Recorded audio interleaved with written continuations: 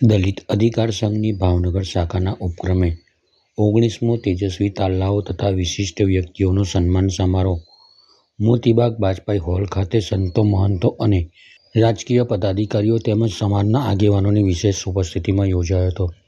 આ તકે પ્રાસંગિક વક્તવ્ય બાદ આમંત્રિતોના હસ્તે તેજસ્વી વિદ્યાર્થીઓ અને સમાજની વિશિષ્ટ વ્યક્તિઓનું સન્માન કરવામાં આવ્યું હતું। મોહનભાઈ બોરીચા, પ્રદેશ મહામંત્રી, દલિત અધિકાર સંઘ ગુજરાત।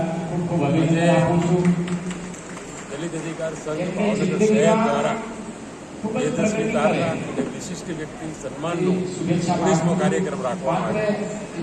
સમગ્ર ગુજરાતની અંદર કોઈ પણ સંસ્થા હોય અને સતત વિદ્યાર્થી સન્માન, વિશિષ્ટ વ્યક્તિ સન્માન કરતું હોય એવા ભાવનગરની દલિત અધિકાર સંઘની સંસ્થા છે અને સતત 19મા વર્ષે જેને સન્માન કરે છે ત્યારે આ સંસ્થાને અભિનંદન પાઠવું છું। ફક્ત તેજસ્વી વિદ્યાર્થીનું સન્માન નહીં, પણ સાથે સાથે અન્ય જ્ઞાતિના સવર્ણ સમાજ ગણાય, વણિક સમાજ હોય, અન્ય સમાજ હોય, એમાં જે લોકો કામ કરતા એનું પણ સન્માન કરે છે। રમતગમત ક્ષેત્રે સન્માન કરે છે, આરોગ્ય ક્ષેત્ર હોય એનું કામ કરીએ છીએ। આજે મંગલ ચેરિટેબલ ટ્રસ્ટ છે કે જે ગરીબ માણસો માટે અનાજનું, કીટનું, શિક્ષણનું સન્માન કરીએ છીએ।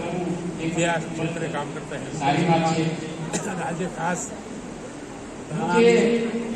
3 દીકરીઓ દલિત પરિવારમાં, ગરીબ પરિવારમાં રહી છે।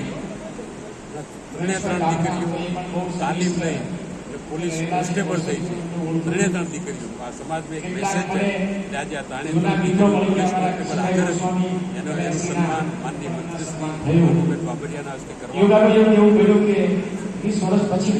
ऐसे होते हैं जो इतिहास में नाम अमर कर जाते हैं। वाह, फकीरभाईનું નામ ઇતિહાસમાં અમર થઈ ગયું છે।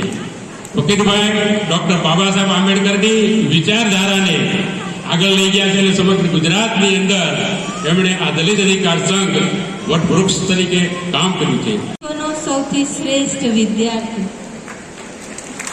અને ત્યારે આજે આપણે તેજસ્વી તારલાઓનું સન્માન કરવા આપણે બધા જ અહીંયા એકત્રિત થયા છે।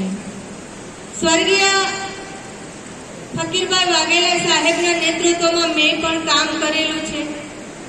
હંમેશા હર હંમેશ દરેક સમાજની ચિંતાની સાથે સાથે સમાજની પણ ખૂબ ચિંતા કરતા અને સમાજની એ ચિંતા હર હંમેશ એમણે સમાજ સેવાના શ્રેષ્ઠ કાર્યો કરી અને સમાજને હર હંમેશ કંઈક ને કંઈક રીતે ઉપયોગી થવું, એ પછી સરકાર દ્વારા થવું કે દલિત અધિકાર સંઘ નામની એક સંસ્થા બનાવી અને સંસ્થાના માધ્યમથી લોકોને ઉપયોગ થવું।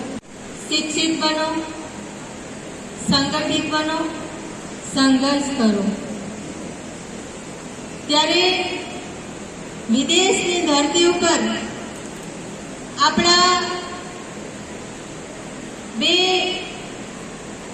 મહાન વ્યક્તિઓના પ્રતિમા મૂકવામાં આવેલ છે। એમાં પહેલી પ્રતિમા છે મહાત્મા ગાંધી અને એ પ્રતિમા છે, એ પ્રતિમાની નીચે લખ્યું છે પૂજ્ય પિતાશ્રી।